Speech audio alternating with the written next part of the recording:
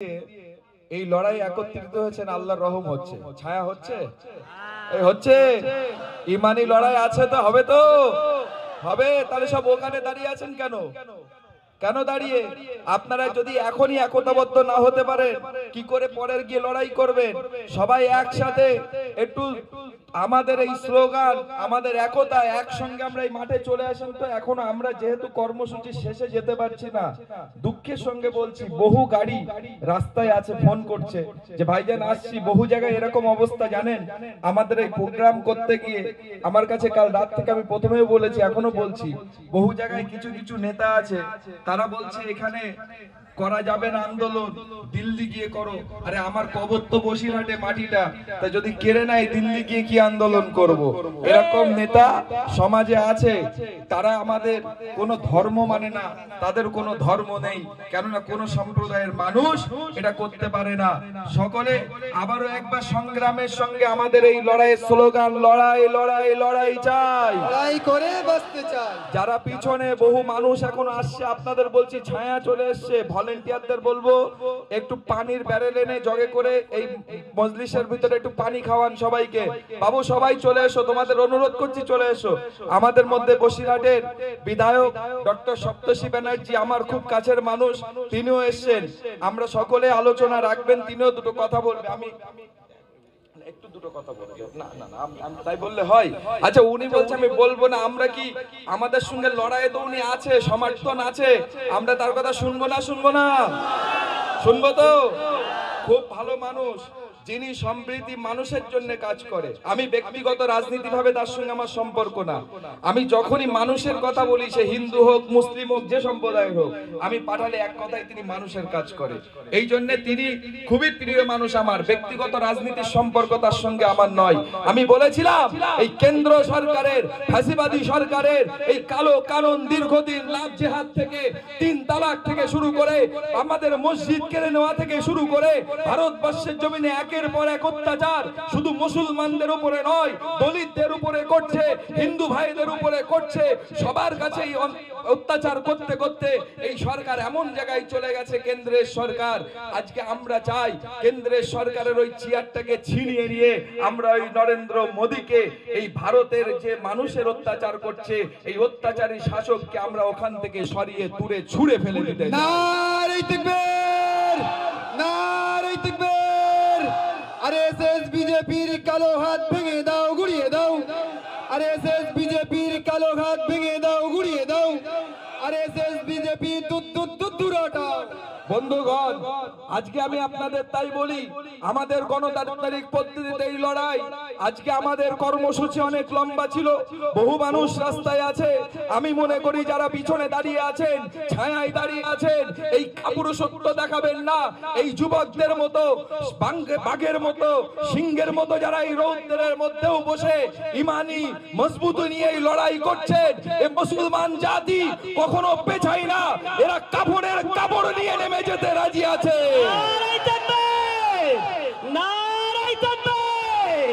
সংবিধান বাঁচাও, মোদি হটাও, সংবিধান বাঁচাও, মোদি হটাও, নারাই তাকবীর। ভাই আমার, বাবাজি আমার, আপনাদের কাছে করজোড়ে অনুরোধ, যারা রোজা রাখে, ইফতার করার সময় পানি প্রতিদিন কল টেনে পাওয়া যায়, বিভিন্ন জায়গায় দেয়, কিন্তু ইফতারের সময় সেই পানির মানটা বেড়ে যায় না, যায় না? রোজাদারের কাছে জিজ্ঞাসা করবেন পানির কত দাম। এখন যদি ওই ছায়া গ্রহণ করেন, আরশের ছায়ার মর্যাদা বুঝবেন কি করে? এই রোদটা একটু সহ্য করেন, আরশের ছায়ার মর্যাদা বুঝে নেবেন ইনশাআল্লাহ। চলে আসেন, নারাই তাকবীর। আমি আমাদের বিধায়ক সাহেবকে আমি বলবো, তিনি আপনাদের কাছে এই আন্দোলনের সমর্থন নিয়ে আরাফের সঙ্গে আমাদের সঙ্গে থেকে কিভাবে লড়াই করবে, তার থেকে আমরা দুটো কথা শোনার, তাকে বলার অনুরোধ করব।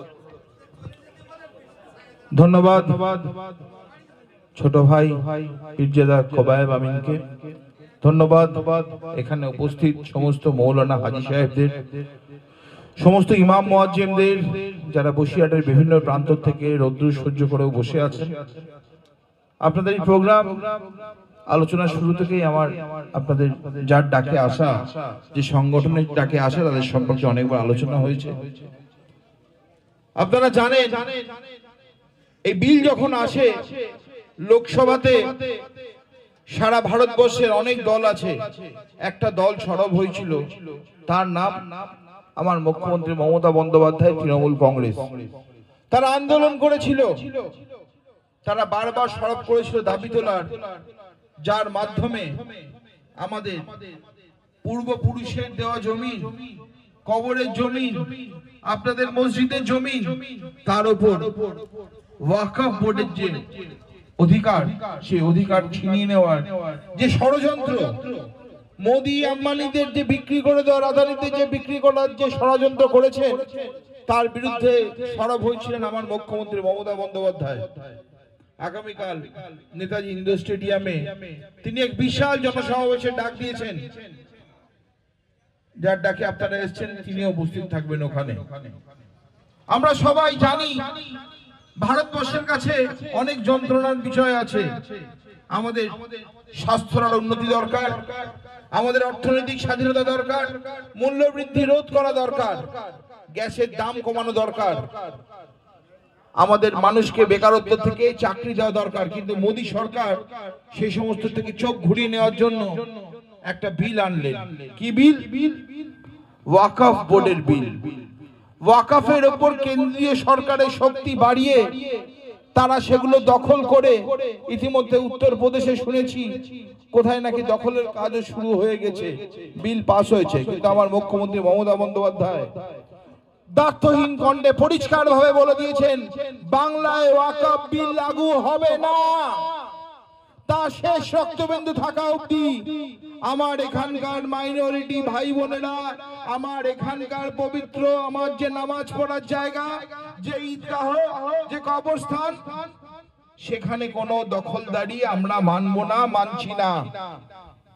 আর এরই মধ্যে কিছু কুচক্রী যারা রয়েছে, তারা আমাদের মুর্শিদাবাদকে অশান্ত করে দিয়েছে, কিছু নোংরা মানুষকে ঢুকিয়ে দিয়েছিল তার মধ্যে, সেই মিছিলের মধ্যে তারা আক্রমণ করেছে সাধারণ মানুষের বাড়ি। তার মাধ্যমে তারা হাইকোর্ট থেকে অর্ডার এনে সেন্ট্রাল বাহিনীকে মুর্শিদাবাদ দখল করিয়ে দিয়েছে। সুতরাং আমাদেরকে সংযত হতে হবে, আমাদেরকে বিদ্রোহ করতে হবে। কার বিরুদ্ধে বিদ্রোহ করতে হবে? যে সরকার আমাদের উপর চাপিয়ে দিয়েছে এই আইন, যে সরকার আপনাদের শরীয়তের আইনকে ধ্বংস করার প্রচেষ্টা করেছে, যে সরকার আপনাদের পূর্বপুরুষের জমিকে কেড়ে নিয়েছে, তার বিরুদ্ধে গর্জে ওঠার জন্য আমাদেরকে সকলকে একত্রিত হবে। বসিরহাট, 24 পরগনা, বাংলা, ভারতবর্ষ নির্বিশেষে ওই মোদি বাবুর কালো হাত ভেঙে দেওয়ার জন্য আমাদেরকে একত্রিত হতে হবে আজ। তাই যারা রোদ্দুর সহ্য করে বসে রয়েছেন, সেই সমস্ত মহান আত্মাদের প্রতি আমাদের সেলাম আমি জানাই। আমাদের ছোট ভাই খোবায়েব আমিন সাহেবের নেতৃত্বে আরো যারা রয়েছেন, তারা সবাই তাদের বার্তা দেবেন। কিন্তু উদ্দেশ্য আমাদের এক, ভারতবর্ষের উপরে কালো আইন আমরা মানব না, মোদি বাবুর কালো হাতের অত্যাচার আমরা মানব না, আমরা পূর্বপুরুষের জমি দখল হওয়ার অধিকার ছাড়বো না। বাংলা আমার এক রবে, বাংলা সৌভ্রাতৃত্ব, সম্প্রীতি, ভালোবাসা, ঐক্যের মেলবন্ধন। নজরুল ইসলামের বাংলা, রবীন্দ্রনাথের বাংলাকে আমরা দ্বিখণ্ডিত হতে দেব না। ধর্মের নামে বাংলাকে অত্যাচারিত হতে দেব না, ধর্মের নামে বাংলাকেও কলুষিত হতে দেব না। আপনাদের ধর্মের যেমন মান বজায় থাকবে, ঠিক সেই রকম শান্তি বজায় রাখার দায়িত্ব আমাদের সকলকে সংযতভাবে পালন করতে হবে। এই দায়িত্বভার আজকে থেকে এখানে আমরা গ্রহণ করব এবং আগামী দিনে আমাদের আন্দোলন এখান থেকে কলকাতা হয়ে হয়তো দিল্লি অবধি যাব। অলরেডি দিল্লিতে 23 খানা কেস ফাইল হয়েছে সুপ্রিম কোর্টে সেই কালা আইনের বিরুদ্ধে। এটা আমাদের বিশ্বাস, আমাদের এই লড়াই চলবে। আপনাদের উপরওয়ালা আল্লাহ তাআলার আশীর্বাদে নিশ্চয়ই জয়লাভ হবে। আর মোদি বাবুর কালো হাত আমরা ভেঙে এই আইনকে নিঃশেষ করতে পারবো এবং বাংলায় এই আইন প্রতিষ্ঠিত হবে না। এই বলেই আমরা আমাদের বক্তব্য শেষ করছি।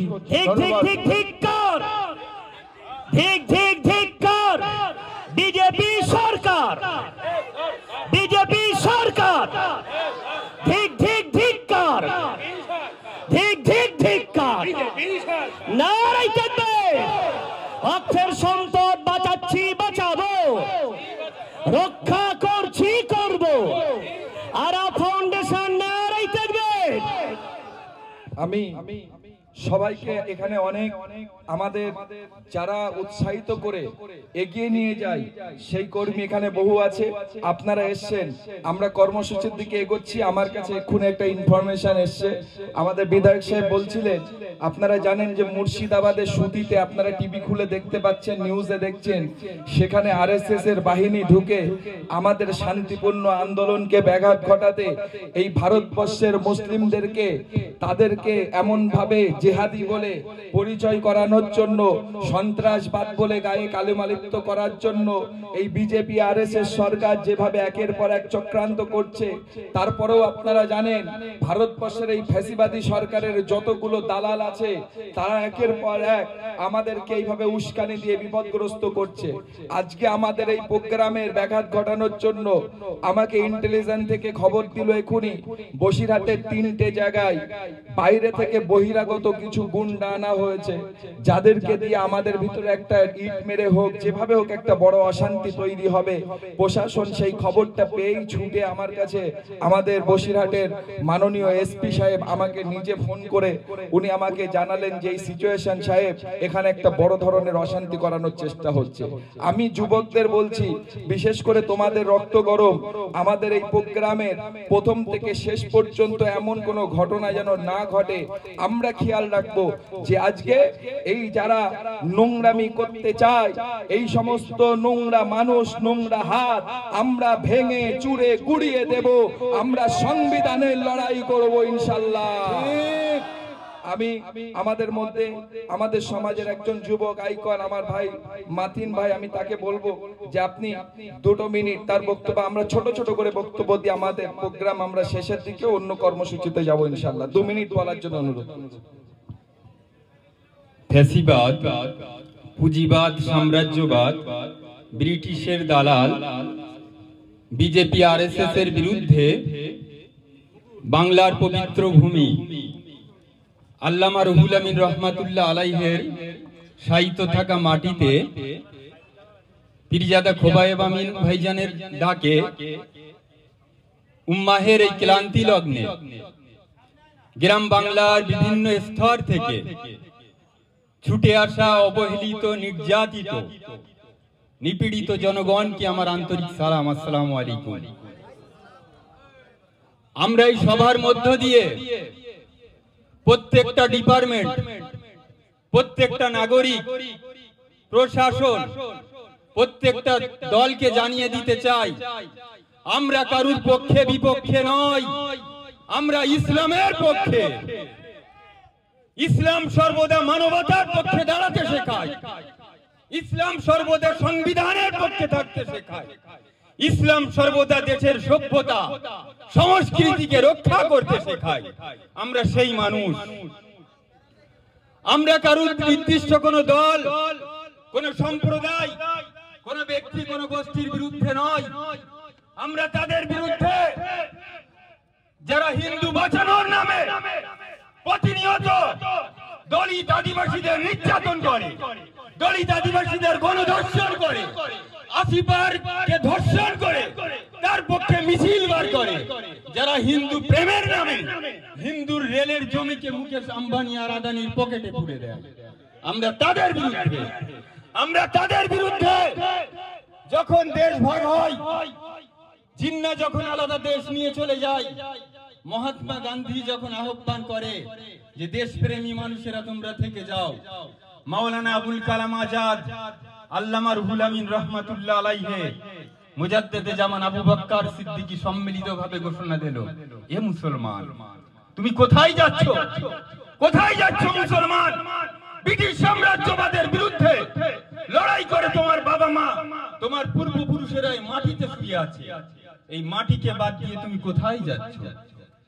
সেই ব্রিটিশ সাম্রাজ্যবাদের দালাল যে মাটিকে ভালোবেসে, যে মাটির টানে, যে শহীদের রক্তে মর্যাদা দিয়ে মাওলানা আবুল কালাম আজাদ আমাদের স্বাধীনতা সংগ্রামীদের আহ্বানে সাড়া দিয়ে এই দেশ গঠনে আমরা থেকে গিয়েছিলাম, আমাদের শহীদের মাটি দেওয়া সেই মাটিটুকুকে কেড়ে নিতে চাই আইনের কৌশলে। আমরা তাদের বিরুদ্ধে। ফলে আমাদের এই সংগ্রাম এই সামান্য কাঠফাটা রৌদ্রে হারিয়ে গেলে হবে না। আরএসএস এর পরিকল্পনা 100 বছরের আপনাকে ধ্বংস করা হবে দেশকে। সেই 100 বছরের পরিকল্পনার বিরুদ্ধে আপনি লড়াই করবেন ছায়ায় দাঁড়িয়ে, এটা হচ্ছে হাস্যকৌতুক ব্যাপার। জেএনইউতে আমরা যখন মুভমেন্ট করতাম, একটা স্টুডেন্টের পিছু 7টা করে মিলিটারি দিতে হতো আমাদেরকে থামানোর জন্য। আপনাদের কিছু দিয়েছে? ভাইজান তো একাধিকবার ডেকেছে, বলে আমি আহ্বান জানাবো, ওখানে একজন দাঁড়িয়ে থাকবে না প্লিজ, এখানে চলে আসার জন্য প্রত্যেককেই। কথা শেষের দিকে আগাবো। ফলে এই যে সাম্রাজ্যবাদী শক্তি, এই লড়াইটা আমাদের একদিনের নয়, এটা দীর্ঘদিন ধরে চালিয়ে যেতে হবে। ফলে এই শক্তির বিরুদ্ধে আমরা যেন একদিন লড়াই করে হাঁপিয়ে না যাই। লাস্ট কথা বলবো, কিছু সংঘ পরিবারের কিছু দালাল বলছে, বা কিছু উৎক বিচ্ছিন্নতাবাদ শক্তি যারা তৎকালীন সময়ে নথুরামের হয়ে ব্রিটিশের পা চেটেছিল, আজকে তারা বলছে ইসলাম মুক্ত ভারতবর্ষ করতে চাই। এই মঞ্চ থেকে সম্মিলিতভাবে জানিয়ে দিতে চাই, পৃথিবীর মাটিতে কোনো মা এখনো পর্যন্ত এমন সন্তানের জন্ম দেওয়ার শক্তি রাখেনি যে সন্তান এই সমাজ থেকে, এই দেশ থেকে ইসলামকে মুক্ত করবে। এটা চ্যালেঞ্জ। এই লড়াই হবে সংবিধানকে সাথে নিয়ে, এই লড়াই হবে প্রত্যেকটা সম্প্রীতিকামী, সংবিধানকামী মানুষকে সম্মিলিতভাবে সাথে নিয়ে। এই লড়াই হারিয়ে যাওয়ার নয়। ফলে যখন যে এমার্জেন্সি পিরিয়ডে সংঘ পরিবারের বিরুদ্ধে সংবিধানকামী মানুষকে আমরা ডাক দেব, আপনাদেরকে পাবো তো একটা নোটিশে ইনশাআল্লাহ, যে কোনো টাইমে ডাক দিতে পারি। যে কোনো মোদি হটাও, দেশ বাঁচাও, সংবিধান বাঁচাও, নারাই তাকবীর। ফলে যে কোনো ইমার্জেন্সি পিরিয়ডে অফিসিয়াল চিঠি না করেও আপনাদের 12 ঘন্টার নোটিশেও ডাকতে পারি আমি আর ভাইজান, পাবো তো ইনশাআল্লাহ। বসিরহাটের মাটিতে কোনো চক্রান্তকে দাঁড় করাতে দেব না, রাজি আছেন? বসিরহাটের মাটিতে কোনো চক্রান্তকে দাঁড় করাতে দেব না। বসিরহাটের মাটি আল্লামা রুহুল আমিনের, বসিরহাটের মাটি সম্প্রীতিকামী হিন্দু মুসলমানের। ফলে এই মাজারকে ঘিরে, এই মাটিকে ঘিরে যদি কোনো বিচ্ছিন্নতাবাদী শক্তি মাথা তুলে দাঁড়াতে চায়, আমরা সম্প্রীতিকামী হিন্দু মুসলমান সেই মাথাকে ভেঙে দেবো আইনি ভাবে। আরএসএস এর কালো হাত গুড়িয়ে দাও, ভেঙে দাও। সম্প্রীতি নষ্টকারী আরএসএস এর কালো হাত ভেঙে দাও, গুড়িয়ে দাও। সম্প্রীতি নষ্টকারী আরএসএস এর কালো হাত ভেঙে দাও, গুড়িয়ে দাও। নারাই তাকবীর। ফলে আর দীর্ঘায়িত না, অনেক বক্তা রয়েছে। আমার একটু মাইগ্রেনের সমস্যা, আমি মঞ্চ থেকে নেমে যাচ্ছি, মাথা যন্ত্রণা করছে। যারা নেওরা সহ বিভিন্ন কেন্দ্র থেকে এসেছে,